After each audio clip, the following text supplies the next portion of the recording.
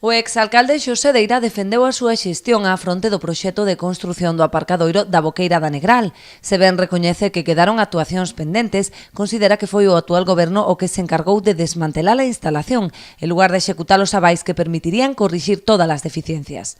Quería preguntarlle por que o ten tan abandonado, por que veu sacar daqui a maquinaria que había, que estaba valorada en 80.000 euros, e a levou para o de arriba e non se preocupou por arreglar a maquinaria que había arriba, desmantelou isto. Por que non se preocupou, por exemplo, de executar os avales que había sobre este parking que daban para subsanar as deficiencias que algunha tiña? Consideran os nacionalistas que a verdadeira intención do Executivo é favorecer usos privados nesta contorna, polo que se ven de modificar a catalogación das parcelas de carácter dotacional. Cambia os usos destas parcelas, favorecendo ou para favorecer claramente ao noso entender a empresa privada.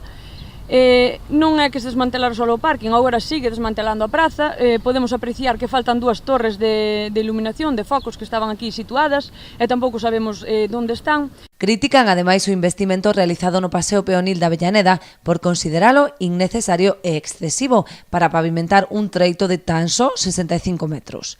Son escasamente 65 metros de lousas, con 9 puntos de luz e con unhas estruturas que semellan, non se sabe se mesas ou sillas, nunha zona na que evidentemente antes había tamén unha beirarrúa. Esta pequena obra que lle chaman sendeiro peonil resume perfectamente tanto que a xestión da Xunta como do goberno local.